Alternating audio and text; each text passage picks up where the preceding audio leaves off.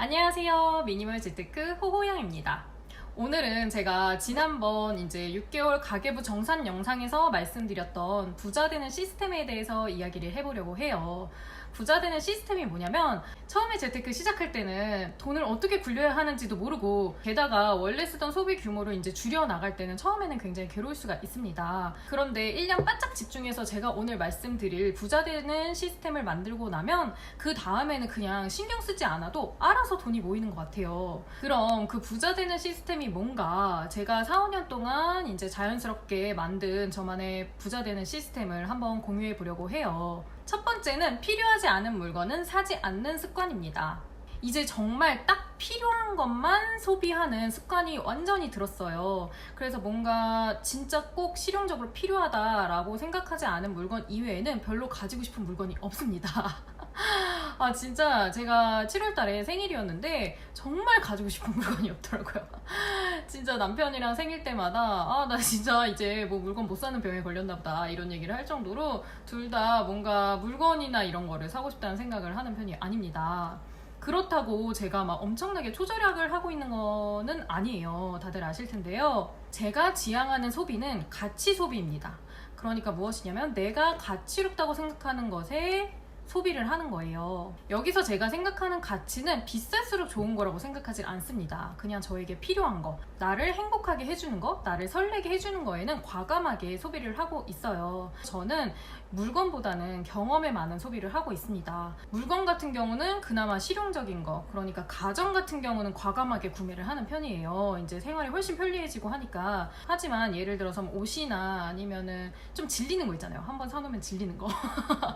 그런 것들, 예쁜 쓰레기 같은 거, 그런 것들은 구매를 하지 않는 편이고, 경험 같은 경우는 여행이나 아니면 먹는 거, 그리고 뭐 새로운 곳에 가는 거, 방문하는 거, 이런 것에는 좀 아끼지 않으려고 노력을 하는 편이에요. 또 처음에는 절약을 이제 막 엄청 빡세게 했었으니까 막 여행이나 이런 거에도 과감하게 돈을 쓸 수가 없는 거예요. 여행이 굉장히 큰 비용이 들잖아요. 그런데 한 1년 그렇게 해보니까 어느 정도 이제 제 평소의 만족도도 지키고 가야 되겠다라는 생각이 들어가지고 저는 2년 차부터는 1년에 그냥 200만 원 예비비를 잡아놓고 그 200만 원 안에서는 자유롭게 내가 사고 싶은 거, 뭐 가전도 그냥 과감하게 사기도 하고, 그리고 여행 비용 과감하게 쓰기도 하고, 그렇게 하고 있습니다. 이렇게 과감하게 쓸 땐 쓰지만 불필요한 소비를 별로 하지 않고 있기 때문에 전체적인 소비가 그렇게 크지 않아서 그냥 가만히 있어도 이게 완전히 습관이 돼가지고 소비가 늘지 않으니까 계속해서 돈이 모입니다. 두 번째는 미니멀 라이프입니다. 미니멀 라이프를 실천하면 물건을 안 사니까 소비가 줄겠구나 싶으실 수 있을 거예요. 그것도 굉장히 좋은 점이지만 그것뿐만 아니라 미니멀 라이프를 하면 작은 집도 크게 쓸 수가 있습니다. 요즘 집값 정말 비싸죠. 서울 아파트 중위값이 9억이 넘은 지 꽤 됐습니다.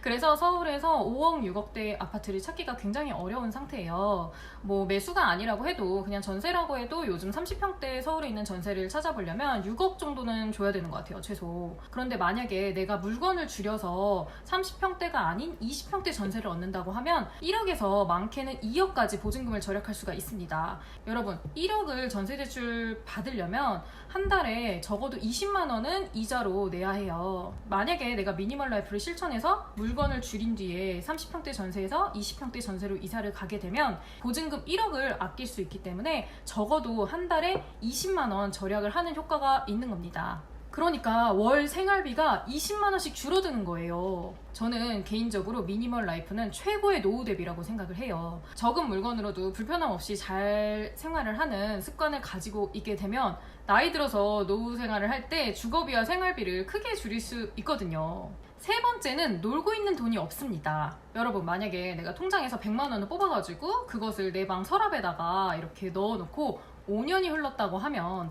나는 손해보지 않은 걸까요? 답은 손해입니다. 현금의 가치는 지금 현재도 매일매일 아주 조금씩 떨어지고 있어요. 그래서 저는 무조건 재산을 가치가 증가할 수 있는 자산, 부동산, 주식, 달러 등으로 보유를 하고 있습니다. 하다못해 예비비나 비상금도 놀고 있지 않도록 하루라도 이자가 붙는 통장에 넣어놓고 있어요. 저 같은 경우는 카카오 세이프박스와 그리고 토스 입단 주머니 통장을 이용하고 있는데요.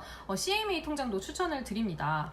저 같은 경우는 CMA 통장이 오픈뱅킹이 안 돼서 귀찮아가지고 이용을 안 하고 있는데요. 아주 좋은 소식은 증권사도 올해 12월부터 오픈뱅킹을 시행한다고 합니다. 저는 이렇게 가지고 있으면 계속해서 가치가 증가하는 자산에 돈을 쓰고 싶기 때문에, 돈을 넣어놓고 싶기 때문에 사자마자 감가상각이 일어나는 물건에 소비하고 싶다는 생각이 없습니다. 대표적인 게 바로 자동차인데요. 자동차도 사실 자산이라고 볼 수 있어요. 뭐 명품백 같은 것도 자산이라고 볼 수가 있습니다. 중고 판매가 잘 일어나는 상품들이기 때문에 자산이라고 할 수가 있어요. 하지만 자동차의 경우 결제하고 나와서 키를 받는 순간 200~300만 원이 날아간 거라고 보시면 됩니다. 그러니까 키를 받는 순간부터 감가상각이 시작되는 거예요. 명품백과 옷도 똑같습니다. 백화점에서 사고 나와서 이제 환불 교환 기간 일주일이 지나고 나면 감가상각이 시작된 거라고 보시면 돼요. 네 번째는 성과금을 저축하는 습관입니다. 저는 성과금뿐만 아니라 그냥 자잘하게 공돈으로 들어온 돈들이 가끔 있잖아요. 뭐 10만원, 20만원 이렇게요. 보통 이렇게 생각지도 못한 돈이 들어오면 대부분의 사람들은 어디에 쓸까, 뭘 살까 고민을 합니다. 성과금도 왜 매년 일정하게 들어오는 게 아니잖아요. 이제 평가 실적에 따라서 조금씩 다르게 들어오죠. 그래서 그런지 더 이게 공돈이라는 생각이 큰 것 같아요. 그냥 내가 월급 외 수익을 받은 거니까 공돈이다 라고 생각하는 경우가 대부분인 것 같습니다. 그래서 공돈 들어왔으니 여행 가자, 성과금 들어왔으니까 여행 가자, 성과금 탔으니까 이거 사도 돼, 이런 생각하면서 소비를 하시는 분들이 많은데요. 이게 오히려 배보다 배꼽이 더 클 수가 있어요. 성과금은 50만 원 들어왔는데 이 50만 원 들어왔다는 핑계로 여행을 알아보다가 200만 원어치 여행을 결제를 한다던가 하는 경우도 정말 흔하거든요. 그런데 저는 이게 빚 갚는데 재미가 붙은 거예요. 그러니까 저희는 저축이 아니라 빚이 많아서 빚을 항상 상환했었는데, 이게 막 성과금 조금이라도 들어서 갚으면 그거 조금이라도 빚이 주니까 그게 너무 신났었던 거죠. 뭐 만약에 5만원, 10만원 이렇게 들어와서 빚 갚기에는 너무 소소하다라고 느껴지면 저는 그때는 예비비 통장에 넣어놓고는 했어요. 예비비 통장에 넣어놓고 돈이 좀 쌓이면 나중에 진짜 뭔가 하고 싶은 거 있을 때 쌓인 돈으로 한 번에 결제를 할 수 있도록 그렇게 예비비 통장에 넣어놓기도 했었습니다. 이것도 정말 습관이에요. 한번 맨날 성과금 들어올 때마다 뭔가 아주 재밌는 걸 했어. 막 여행도 가고 물건도 샀어. 이랬던 사람이 갑자기 성과금을 모두 다 저축하려고 하면 굉장히 괴로울 수가 있거든요. 그러니까 이것도 한번 습관으로 만들어 놓으면 나중에는 굉장히 편하게 이제 계속해서 성과금은 무조건 저축하는 거,